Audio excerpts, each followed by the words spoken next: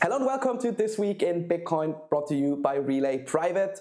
There's a lot that happened this week in TradFi, and the whole story surrounding Bitcoin were a few interesting pieces. So let's not waste any time and get stuck in right away. News number one are again the Fed rate cuts, because ever since cutting the rates by 50 basis points last week, Bitcoin, and I'll insert a graphic now, has been the best performing asset of all the assets out there, proving that it is sort of detaching from the Fed. Obviously, if the M2 money supply, which is now increasing again by the Fed, is getting out there and more liquidity is available in the markets, Bitcoin will profit from that.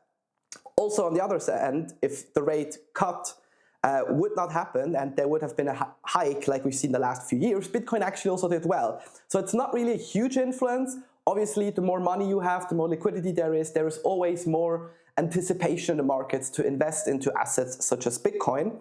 However, if you actually take a look at the price, you would see a little bump. Like at times we touched 64,000 US dollars per Bitcoin, but ever since we sort of stabilized again, and it appears that the 58K gang is behind us, and it's now the 63 to 63.8K gang.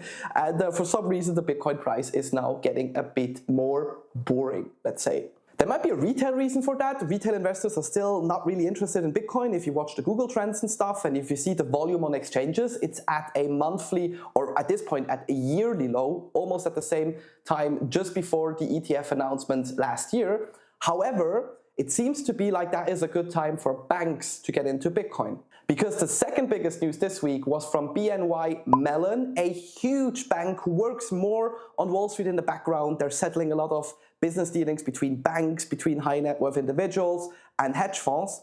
A $2 trillion bank, they have announced that they've won the SAP 121 legal case, let's call it. It's a legal requirement by the SEC and by the regulators that forbids banks to actually hold custody of digital assets so far, but they have now gotten the approval that they can actually custody digital assets such as Bitcoin themselves.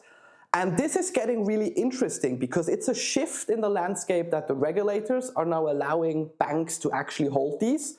And at the same time, custodians like Coinbase, who are more or less the centralization of the Bitcoin ETFs, could get in trouble, because if the banks decide to not use them anymore and actually use their own services in-house, they become obsolete.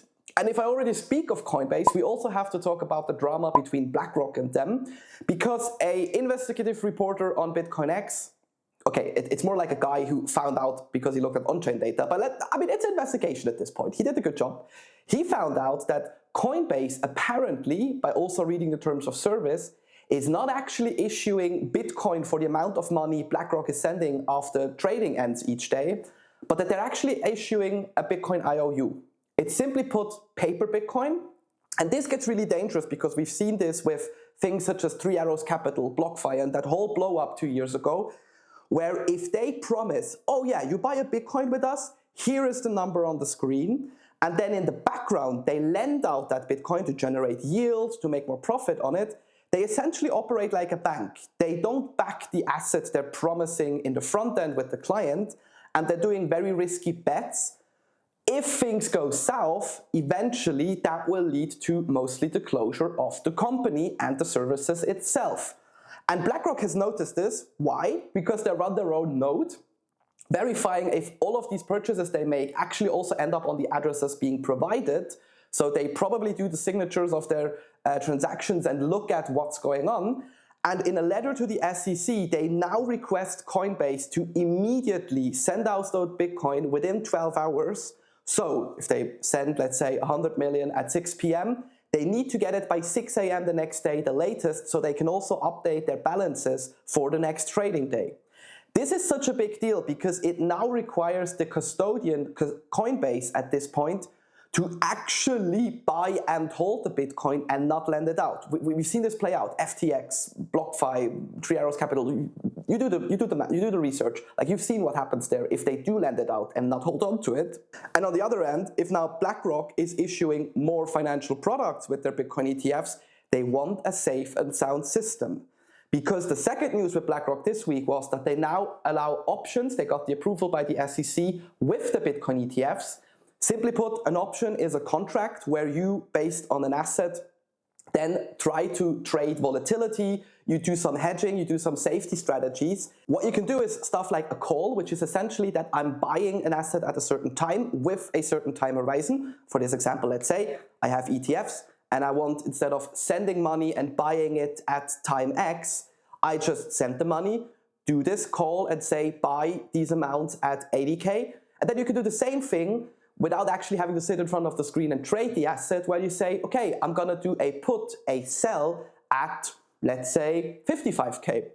So it allows hedge funds and investors to use the second layer on top of Bitcoin, with Bitcoin being here, ETFs being here, and options sort of being above here, to come up with investment strategies. This has always had a huge impact on the asset itself because it gets traded more on Wall Street, it gets traded more amongst banks. Obviously, it gets in a crazy amount leveraged at this point as well. But if the underlying asset is not protected because the guys who are promising to give you that asset or hold on to it, because you have to back all of these financial products with that asset, and they're actually issuing an IOU, this is where it gets dangerous. So the options are there. BlackRock has now a node to verify everything. They are requesting Coinbase to do whatever they're telling them. It just puts more pressure on them.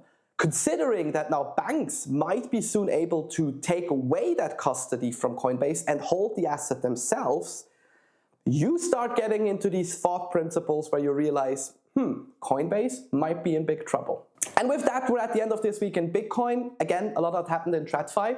If you've seen this video for the first time and you have not yet subscribed, make sure to ring the notification bell below and follow our channel.